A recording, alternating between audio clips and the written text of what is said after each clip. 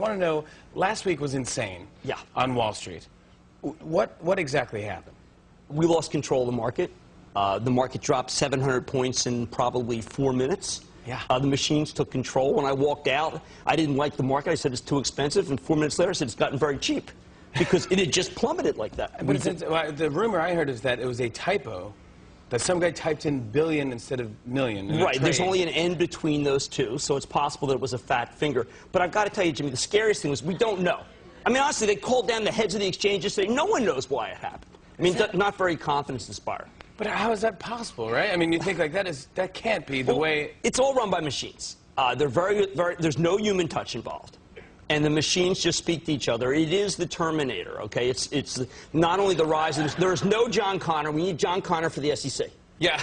I mean, there's no one in control whatsoever. I mean, it's a little frightening for the individual investor. But what do you mean they talk to each other? I don't understand. Well, the machines ping each other back and forth millions of times a second, you know, trying to find what is the best bid or what is the best offer. Meaning that in the old days, I would go to you and say, I want to buy Procter & Gamble. I've got 500 shares of Procter & Gamble to buy it at 58. Now it's just a machine to a machine trying to find that order, except for it's 50,000 or 500,000. And it overwhelmed the system. We lost control. No one had control of this market. It just sounds crazy to me. I mean, well, it's real money, and people lost a lot of money. I mean, I mean, right. 1,000 points at one point it dropped. It was incredibly scary. I mean, you're on there, I'm watching it, and you know that something's wrong because Procter & Gamble's at 62, and then it's at 39. I mean, this is a good company, Head & Shoulders, Crest. I mean, it's a real company. Yeah. And the money just disappeared. Later on, we tried to sort through the trades. We still have no idea who did it, what happened, why it happened, which, again, given the fact that there is a government, we should know. We should have answers. We have no answers at all. That makes you feel great. Right. That is insane. It was. I mean, people were blaming Greece. They were saying, is it Greece? Or? Well, why it was happening that we were seeing the scenes of people rioting.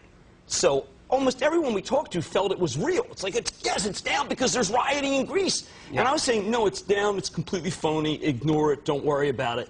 But people aren't used to saying, ignore it, don't worry about it, because it's people's money. But it was too crazed. It was obviously a glitch. Yeah. They didn't stop it. You would have thought that some grown-up would stop it. Yeah, but no one did. No one. We had a great chance to be able to buy, but the market seemed very rigged, and it's a shame. It's a total casino. The people who were in the Senate were telling him Goldman Sachs was a casino. Goldman was fighting that.